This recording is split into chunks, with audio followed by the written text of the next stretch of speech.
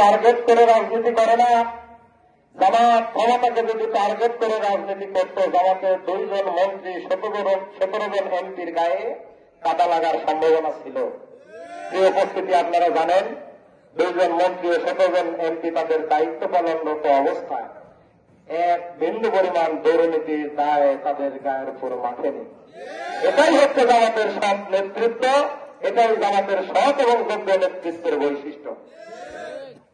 আলোচকরা বলে গিয়েছেন এদেশের বড় বড় নেতৃবৃন্দ দুর্নীতির দায়ে জেল খেটেছেন, কিন্তু একই সময় দায়িত্ব পালন করেছেন জামাতের এমপি এবং মন্ত্রীরা, তারা কিন্তু দুর্নীতির অপবাদ নিতে হয়নি। এই উপস্থিতি কেন আপনাদেরকে ইসলামী আন্দোলনের দিকে আমরা ডাকি? আল্লাহ বলেছেন সূরা আল ইমরানের 104 নং আয়াতের মধ্যে, ওয়ালতাকুম মিনকুম উম্মাতি ইয়াদউনা ইলাল খায়র ওয়া ইয়া'মুরুনা বিল মারুফ ওয়া ইয়ানহাউনা আনিল মুনকার উলাইকা হুমুল মুফলিহুন। আল্লাহর ভাষা, আল্লাহর কথা, আল্লাহর এই সোনালী আয়াতের মধ্যে আল্লাহ কত গুরুত্বপূর্ণ কথা আমাদের উদ্দেশ্যে আল্লাহ বলেছেন।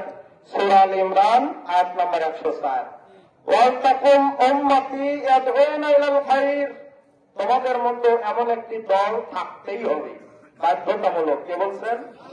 আল্লাহ বলেছেন। কারণ আল্লাহ জানেন জাতিগত হিসেবে, মানুষ হিসেবে, ব্যক্তি হিসেবে আমরা আমাদের মতবাদ, মানব রচিত আইন বাস্তবায়নের জন্য বিভিন্ন দল এবং মতের সঙ্গে থাকব, একথা আল্লাহ জানেন।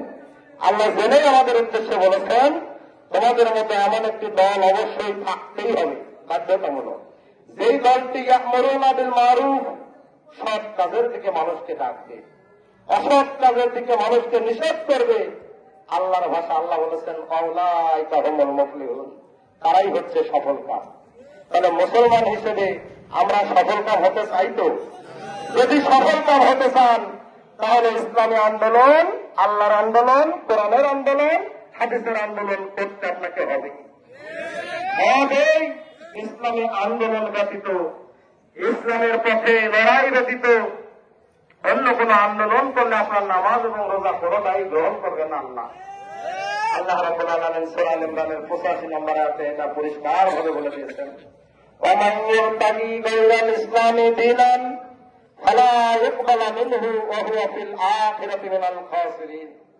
যারা আল্লাহর আন্দোলন বাদ দিয়ে, কোরআনের আন্দোলন বাদ দিয়ে, ইসলামী আন্দোলন বাদ দিয়ে অন্য কোন আন্দোলনের সাথে সম্পৃক্ত থাকবে, আল্লাহর ভাষায় আল্লাহ বলেছেন তাদের পশ্চিমকালে ফালা ইকবালা মিনহু, ফালা ইকবালা মিনহু, ফালা ইকবালা মিনহু, পশ্চিমকালে তার কোন ইবাদত আল্লাহ গ্রহণ করবেন না।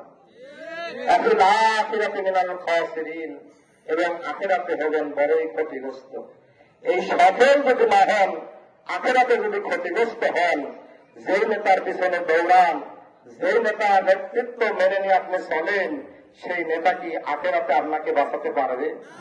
আপনাকে একমাত্র বাঁচাতে পারবে বিশ্ব নবী মুহাম্মদ রাসূলুল্লাহ সাল্লাল্লাহু আলাইহি ওয়াসাল্লাম এবং কোরআন এবং হাদিস।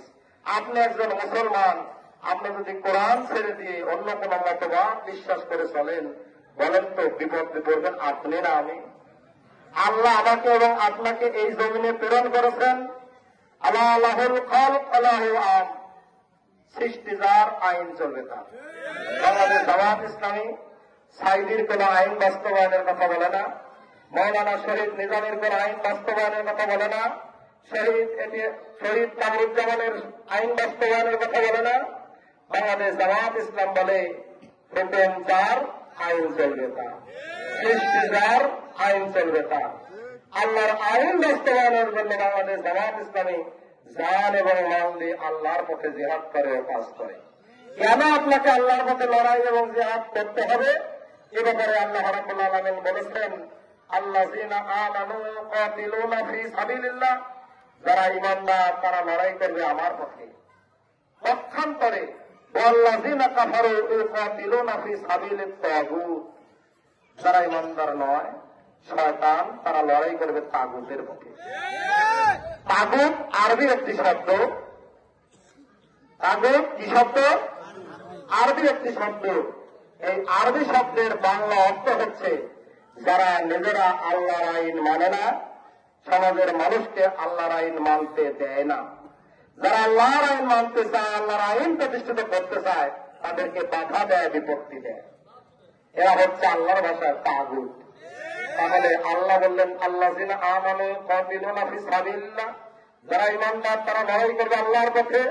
পক্ষান্তরে আল্লাযিনা কাফারু কাতিলুনা ফি সাবিলিত তাগুত, যারা ঈমানদার নয় তারা লড়াই করবে তাগুতের পথে। এই তাগুত শক্তি এই দেশে আছে না নাই? আমরা যারা মুসলমান ঈমানদার, আমাদেরকে সেই তাগুত শক্তির সঙ্গে থাকা যাবে? আমাদেরকে পরকালীন মুক্তির জন্য ইসলামী আন্দোলনের সাথে থাকতে হবে। এটা হচ্ছে আল্লাহর কোরআনের পক্ষ থেকে আপনাদের প্রতি দাওয়াত। প্রিয় উপস্থিতি, ইসলামের বিজয় আসবেই। আপনি হয়তো মনে করতেছেন যে ইসলাম বিজয় হবে কি হবে না। এই আপনারা দিক তাকান, ইসলাম বিজয় হবে কি হবে না মহা টেনশনে পড়ে আছি যে মুসলমান আছে, আমরা তো নামাজ রোজা করি, কিন্তু আল্লাহ বলেছেন সূরা সাফের ভেতরে, ইউরিদুনা লিইউতফিউ নূরাল্লাহ বিআফওয়াহিহিম আল্লাহু মুতিম্মু নূরিহি ওয়ালাউ কারিহাল কাফিরুন। আল্লাহ বলেন, হে নবী, আমি আমার দ্বীন ইসলামকে প্রতিষ্ঠিত করবই করব। কে বলেছেন?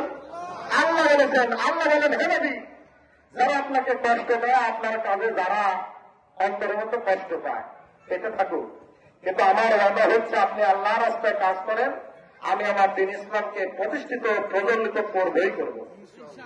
প্রিয় উপস্থিতি, আল্লাহর ওয়াদা যদি বিশ্বাস করে থাকেন, তাহলে আমি আপনাকে বলে যাই, ইসলাম বিজয় হবেই, হয় আপনাকে নিয়ে বা আপনাকে ছাড়া। কিন্তু ইসলাম ছাড়া আপনি হেরে যাবেন, শুধু হেরেই যাবেন না, হারিয়েও যাবেন।